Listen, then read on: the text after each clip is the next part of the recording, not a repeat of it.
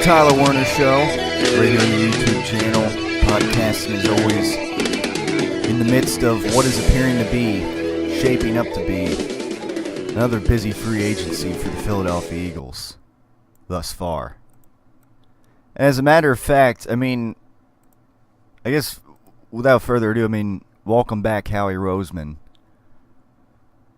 For those who haven't heard yet, obviously, the news the other day, today is Wednesday, the official day, the official beginning of the new year in the NFL, essentially, as far as contracts were concerned. Obviously, on Monday, when the legal tampering period began, news broke on Monday, big news, that the Eagles and the Dolphins were agreeing to a trade that would send Byron Maxwell and Kiko Alonso over to the Miami Dolphins. And later on that evening, the DeMarco Murray trade came out, that DeMarco Murray would get traded to the Tennessee Titans. Get out! Get out! And of course, you want to throw in the mix that Riley Cooper was released a little while ago. Basically, this Eagles organization and Howie Roseman is basically saying, screw Chip Kelly's tenure as GM last year. Was that like a wise-ass comment? Essentially, and this is, a lot of this is to my surprise that they're able to do this too, but trimming off these big contracts, guys that are getting overpaid on this Eagles roster, and basically saying, we'll do it our way and we'll save cap space. We'll use this cap space to, whether it's for the future, sign other guys down the road that, big name guys maybe, to fortify this team a little more, a la Fletcher Cox now, who is mainstay for this team, it seems, for the years to come, amongst other positions. So just any thoughts out there? Obviously, Byron Maxwell was a disappointment, and Kiko Alonso was certainly a disappointment. Although he wasn't getting paid as much, he wasn't getting paid $10 million or whatever on this cap, on this payroll, but still.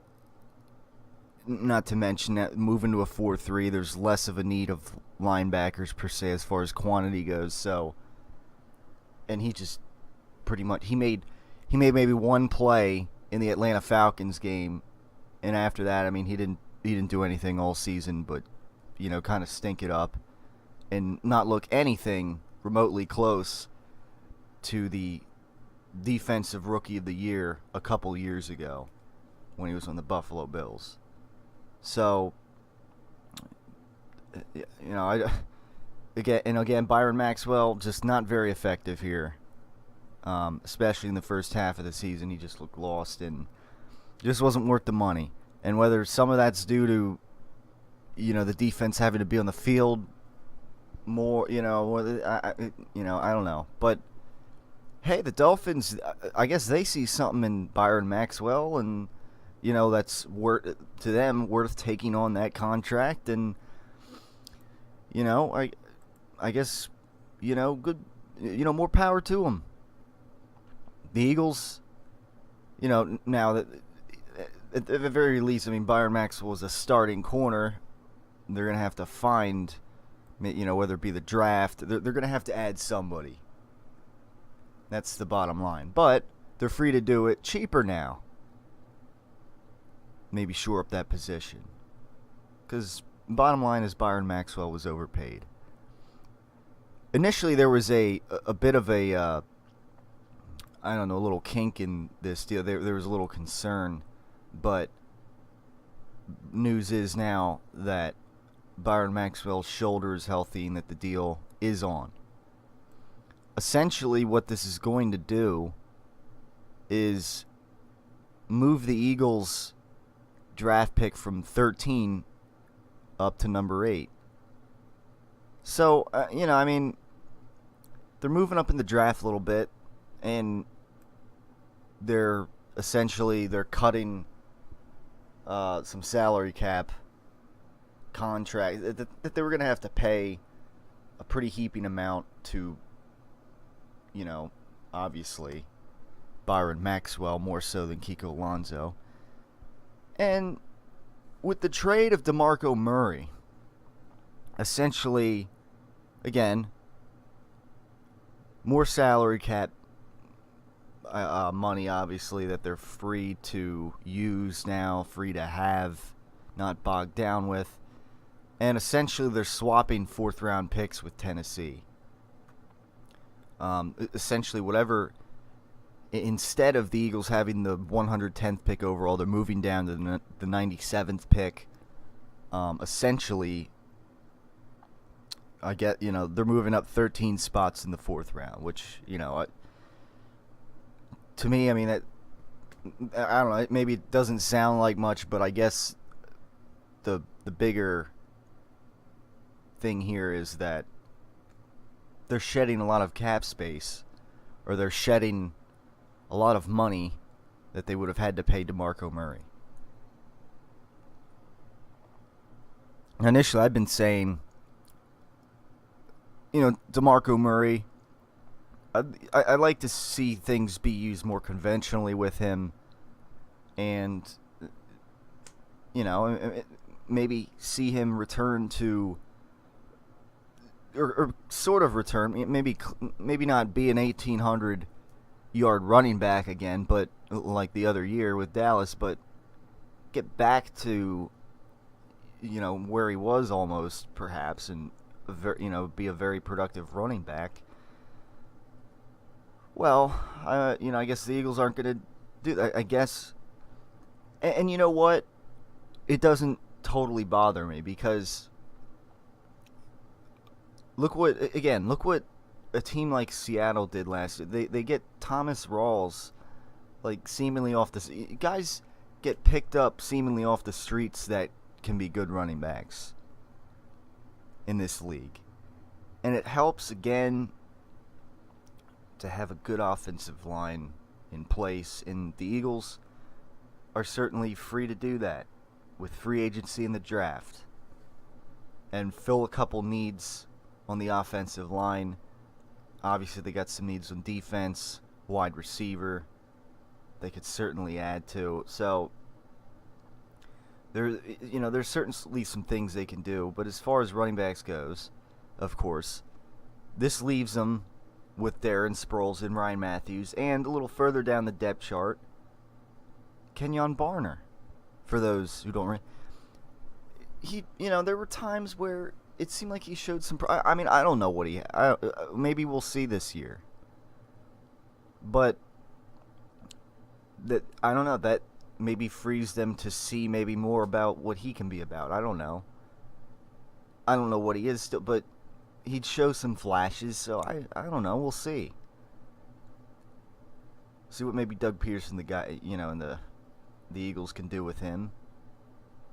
Obviously, Darren Sproles isn't getting any younger, and he's not a full-time back. Ryan Matthews, whether, you wonder whether he can stay healthy or not.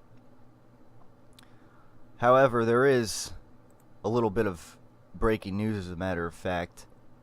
Actually, I don't know if we would call it breaking news, but some speculation, some possible speculation from NFL Insider. They expect Howie Roseman to trade Ryan Matthews. And as a matter of fact, this is news to me, too. I mean, now they trade Ryan Matthews. They got Sproles. They got Kenyon Barner, who was, for the most part, a fourth-string running back last year. Although you could argue at times that was DeMarco Murray, who was the fourth-string running back, getting 2 carries at one point, one game. But anyhow, as we open this article, SB Nation, Bleeding Green Nation, and as the internet just, I don't know, reload the page. But anyhow, I mean, yeah, leaves it with Kenyon Barner, if hypothetically Sproles and Kenyon Barner, maybe they would get somebody else. But let's take a look here and see what this says on SB Nation. All right, just let me scroll the way I want. All right. So, all eyes are on Brock Osweiler. That's not what I clicked on this for, though. All right, additional thoughts on Sam Bradford? Can Roseman bring in a shutdown cornerback? There's so many. I don't know. This isn't at the top. Well, let's see. The Eagles just signed Leotis McKelvin. His experience at both safety and cornerback, playing for the Bills last season. Yeah. I mean, and what do they do with Walter Thurman too? I mean, that's some people been saying they move him back to corner anyways because he kind of used to be a corner. I don't. I mean, okay, there's some versatility there, but then again, I'm still looking for this Ryan Matthews thing that the article. Okay, the title of the article, NFL Insider expects Howie Roseman to trade Ryan Matthews. Okay. And then it just says Philadelphia Eagles news and links for 3/9/16. That's today. And then Roseman is motivated to pawn off running back. Oh, there it is. But it says, I don't know. Anyhow, Roseman is motivated to pawn off running back Ryan Matthews as well, I continue to hear, and will probably take next to nothing to move him.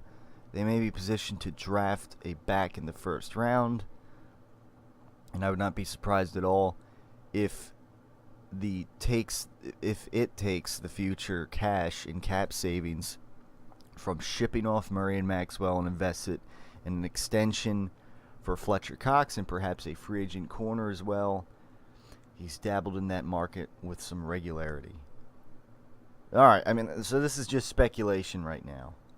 And again, this is just like a hodgepodge here. It says all eyes are looking on Brock Osweiler, including Ryan Fitzpatrick's CBS Sporters. This is like typos and I don't know. This is on Bleeding Green. This is supposed to be a little more I don't know, proper than this, and then in the paragraph it talks about Ryan so I don't know. It says all eyes are on Brock Osweiler, including Ryan Fitzpatrick, and then in the paragraph it's talking about Ryan. I don't know, very, very odd article. I wasn't expecting that, but now it's like a flashing page, so I'm just gonna click it off. So I guess, ladies and gentlemen, the moral of the story is don't be surprised if Ryan Matthews is also shipped off somewhere else. Essentially, another in the free agent flurry last year with Chip Kelly's full powers. I mean, basically just Howie Roseman giving another middle finger to Chip Kelly with all these trades and everything, and free agent, just getting rid of guys that Chip Kelly brought here last season. You got nothing to talk about on sports radio. Let's talk about trades. Yeah, certainly that's what, in this free agency period, that's certainly what, can't help but talk about these trades. It's almost, it's comical how these guys are going, and perhaps Ryan Matthews is the next out the door. But I don't know. Running back wise, yeah, they could maybe, because now they'll have the 8th pick, which that's good. They moved up 5 spots. They can definitely. I mean, we'll look at the draft a little more closely after the free agency period, and who they very well may get with that 8th pick. But like I said, I mean, they have Sproles, who's not going to carry a full load. They got Kenyon Barner, of course, as well. And we'll see what else maybe come training, and we'll see. But yeah, if they want to, they can add a running back there. But I don't know if you have to use your 8th pick on, unless he's like an all-world running back. Like I said, there's teams nowadays that have been doing it, getting a very good running back off the street or just in a later round in the draft. I mean, I don't know. They could. I mean, certainly they could definitely shore up a position with that number 8 pick overall. Certainly, whether it be offensive line, a really good wide receiver with a lot of potential, who's going to help them right away. Right away. Aguilar, that wasn't necessarily the case, so we still question what he's going to do in year 2, what he's going to show us. Cornerback, maybe, too. You draft a cornerback at number 8, you would expect him to start and help make a difference right away. So it's one of those, again, running back, it's one of these, you can typically find an effective running back at a later point in the draft. I mean, that's my hopes. I don't know, but we'll see. We'll see if they sign somebody. I don't know. But that's, again, it's like, surely enough, last year, it seemed like yesterday, sitting, Kutztown radio, spring break, and talking about a flurry of moves that the Eagles were making, bringing Sam Bradford. Hey, Sam Bradford is still here, though. He's, out of all the Chip Kelly guys that were brought in last offseason, Bradford stayed, and like I said last week, I'm glad about that. It's their best opportunity at quarterback for now. They don't have really any other choice, for the most part. And again, the Eagles, they're also free to draft somebody and maybe groom them for the future. But as far as like next year and maybe the next couple years until that quarterback would even be ready, who do they got? Mark Sanchez? Were they going to bring Nick Foles back? No, that didn't happen, and quite frankly, I'm kind of glad. I agree. Chase Daniel, no. Guy, he's too small, and he's not Russell Wilson. I'm sorry, but anyways, so a lot of this again was coming out Monday. And speaking of Monday, I had an impromptu trip to Philadelphia to see the Flyers game. Yes, indeed. It was oh man, it was a good game, for sure. First of all, I'm at my gym working out, and suddenly I get a text from my brother Jim, and he's in town, he's in the area. He normally lives an hour away, but he was in the area because somebody in the area, one of his friends at this bar that he has a co-owning share in, suddenly had something come up and essentially could not go to the game. Yesterday I did pull out. So he sends me a text, I guess out of the blue. It's like, you want to? What are you doing? I'm like, I don't have anything planned tonight. A rare occasion. I don't have anything planned for the evening. And want to go to the Flyers game? Oh man. So like, all right, yeah. It was like 5 o'clock too. So I quick jet over there. I would just hitch a ride down and to the Philadelphia Wells Fargo Center and see what was a pretty darn good game. And the Flyers, they've been playing good hockey lately. 7-2-1 in their last 10, 5-1 in their last 6 games, and the Flyers delivered here against what has been a red-hot Tampa Bay Lightning team who, oh, by the way, was 8-0-1 in their 9 games leading up to this Flyers game. So, we get down there. We're watching the game. Oh my God! By the way, had a, see Coatsy there in between the team benches with his reports and whatnot. But we get down there, and by the way, the weather's been beautiful. It was in the 60s on Monday, and now it's in the 70s, and it's only March 9th. But as we get down there, and it was a pretty stressful game. We'll put it that way. The first half of it or so, the Flyers, they had, by the end of the first period, well, we got there, and the Tampa Bay Lightning, they scored pretty quickly. It only took them a couple shots to put one in. But the Flyers, it seemed like they were owning the Tampa Bay Lightning. They were dominating shots on goal. It was taking them, they tied it 1-1 a little later in the second period, finally.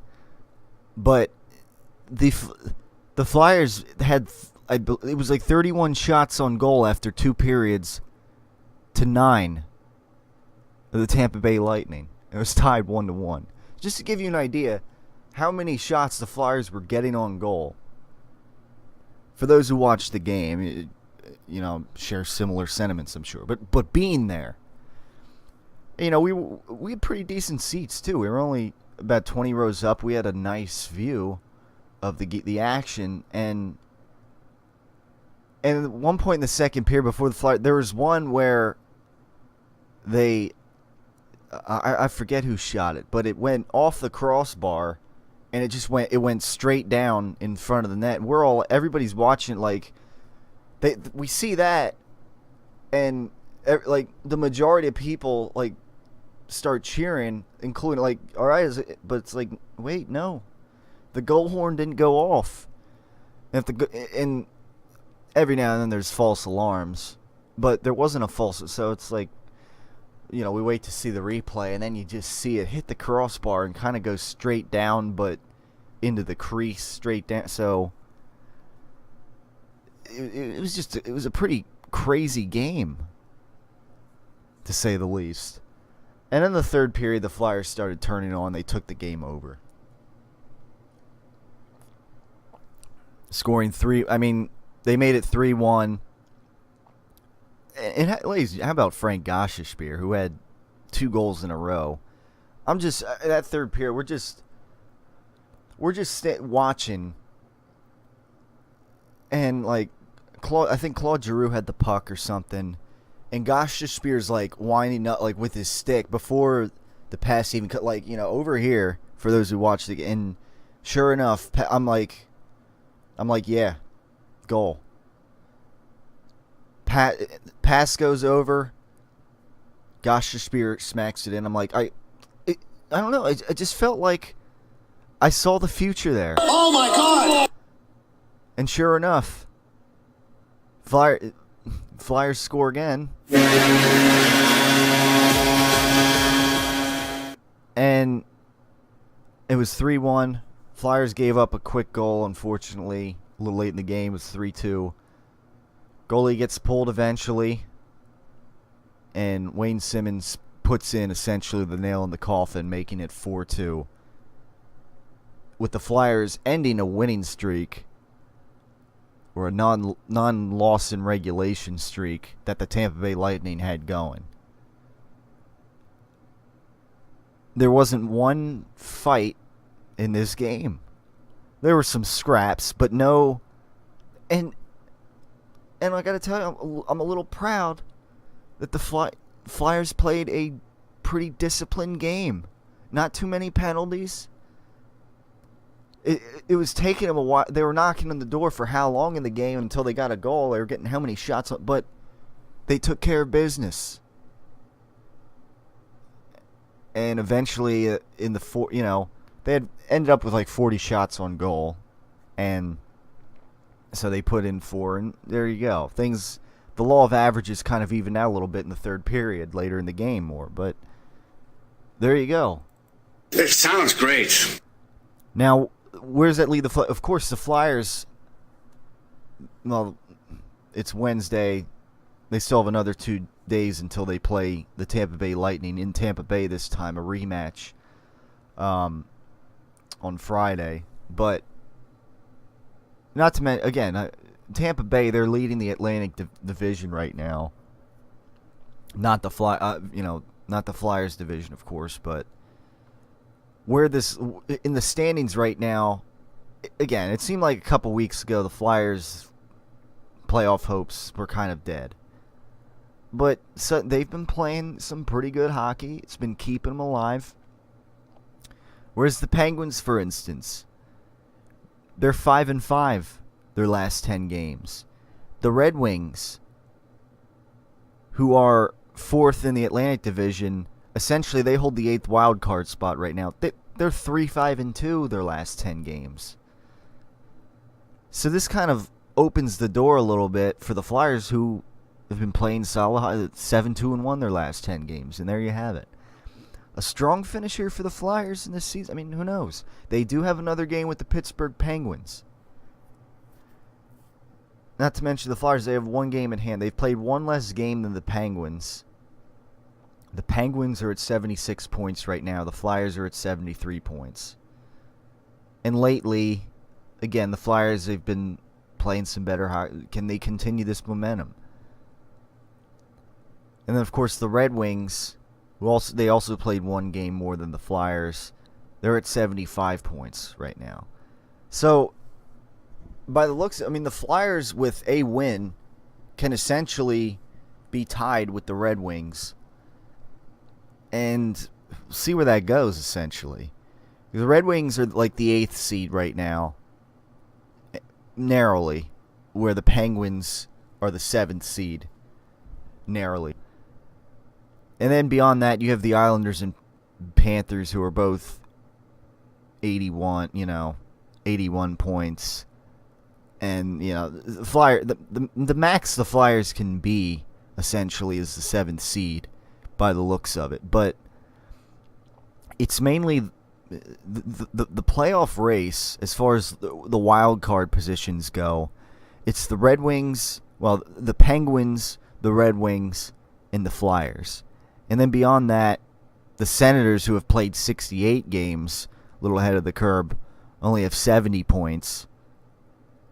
And below that, I mean, the Carolina Hurricanes, who have played 67 games, 2 more than the Flyers, are at 71 points. So those teams are in the race, but the Flyers have an edge there.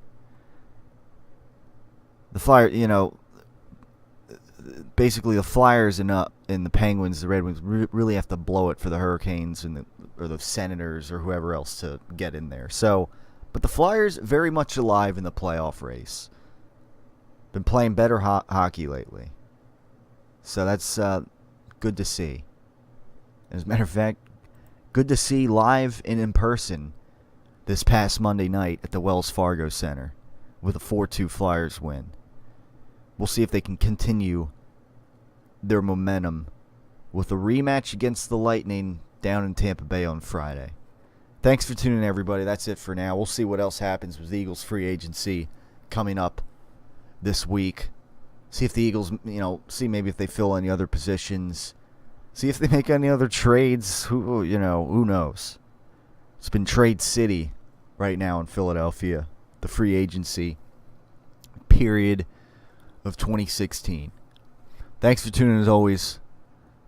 And keep it right here in the Tyler Werner Show. Future videos.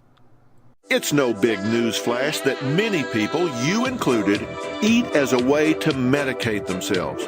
You can choose to worry about it or not. You can choose to panic about your situation or not. It's clear what you must do in order to make important changes. 5 letters here. RELAX. Relax. We're going to be okay. In order for you ever to effectively figure out and map how to get to where you want to go, you have to first know exactly where you are starting. R-E-L-A-X. Relax. You have to be willing to change what you're doing. You can change your behavior. The champion of game day catering is the official meatball of the Tyler Werner Show, Brady and Belichick's slow-cooked Italian meatballs. We prepare our balls over time, and that's the essence of the preparation. On top of that, another trademark of Brady and Belichick's slow-cooked Italian meatballs is Brady's signature rubbing process. When I pick balls out, to me, they're perfect. I don't want anyone touching the balls after that. I don't want anyone rubbing them. To me, those balls are perfect. What is a concern is the texture of the balls, and again, that's the point that Tom hit on hard. The champion of all game day catering dishes is Brady and Belichick's slow-cooked Italian meatballs, the official meatball of the Tyler Werner Show.